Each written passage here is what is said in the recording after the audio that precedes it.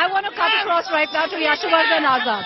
Understandably, emotions are running high, Mr. Azad. 28th of May is when a lot of these clubs, a lot of, they've sent out a call for everyone to come in and protest outside the parliament.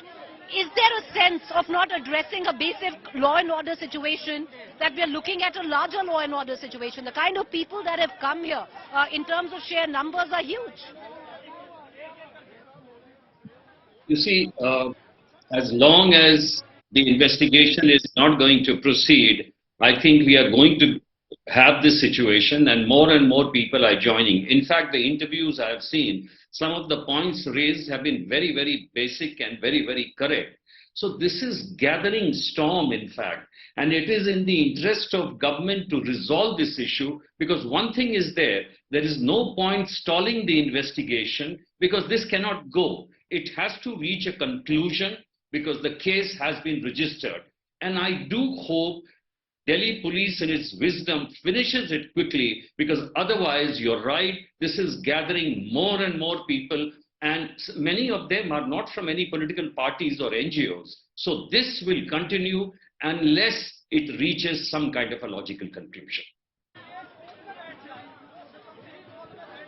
Mr. Azad, thank you for joining us, because I'm going to try and get in as many voices from the ground, especially voices which are not connected to a political outfit, an NGO or social activist. कहाँ से आए हैं sir? Delhi से हूँ। आप किसी political party से हैं? देखो मैडम, सर एक सेकंड, एक करके बात हो। मेरी बेटी, मैं पॉलिटिकल पार्टी से नहीं है। मेरी बेटी स्पोर्ट में जाना चाह रही है। अगर इन बहनों के साथ ये हो रहा है, मैं अपनी बेटी को नहीं भेज रहा हूँ, इनको देख करके।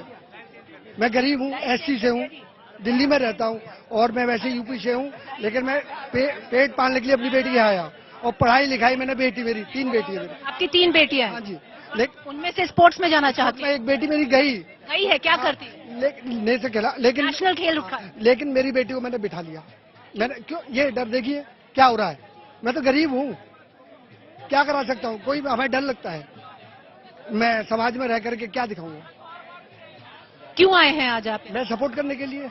हाँ जी। तो फिर अगर बेटी को बाहर नहीं भेजेंगे तो क्या सपोर्ट का फायदा? इनको न्याय नहीं मिला, मेरी बेटी मुझे कहाँ से मिल जाएगा? जब सेलिब्रिटी जब एक बात बताइए, जब इस देश में इतने बड़े बड़े सेलिब्रिटीज को न्याय नहीं मिल रहा है, तो आपको लगता है कि न्याय गरीब आदमी को मिलेगा? जैसे wrong message going to the public. कहाँ से आई है मैम? दिल्ली से। आप दिल्ली से हैं, क्यों आई हैं यहाँ पर? महिला जो हमारे पहलवान हैं उनके समर्थन में हम लोग आए। क्यों? क्योंकि जो हो रहा है वो सीधे तौर पे गलत हो रहा है, और इतनी पहलवान खिलाड़ी जो है हमारी, वो सेलिब्रिटी हैं, और उन महिलाओं के साथ जब ये हो सकता है, हमारे जैसी लड़कियों के साथ क्यों नहीं हो सकता है? ये तो सीधे सीधे खतरा है ना, हमें दिख रहा है, और आता हुआ खतरा साफ साफ दिखेगा तो लड़ने की जरूरत पड़ेगी ना। तो आज पूरे देश की महिलाओं को जरूरत है, और इवन पूरे देश को जरूरत है कि खड़े होने की। कहाँ से आए आप? मैं उत्तराखंड देवभूमि से। उत्तराखंड देवभूमि। आप उत्तराखंड से? या देवभूमि। मैं आर्मी से बिलोंग करता हूँ। मैं आर्मी में ये बहुत दुखद होता है। हम एक सैनिक, एक पहलवान, एक किसान देश को रिप्रेजेंट करते हैं। आज हमारे देश को हम सौर ऊर्जा की लाइट में जब हम बॉर्डर्स पे होते हैं तो इनके मैच देखते हैं और रोंगटे खड़े होते हैं। ये देश का लोहा मनवाते हैं इंटरनेशनल तौर पे कि भारत की भूमि पर, भारत के खून पे कितना दम है।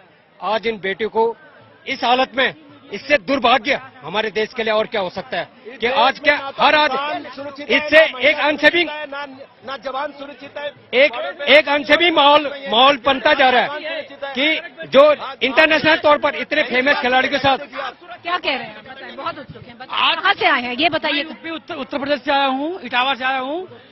आज के डेट पर हर घर में एक बेटी है, हर बाप डर रहा है, हर माँ डर रही है। जब ये सुपरस्टार लोगों को इंसाफ नहीं मिला तो हम लोगों को क्या खाक मिलेगा? I want to cut across right now to my colleague Akshay Dongre, who's not very far from me, on the other side of the gate.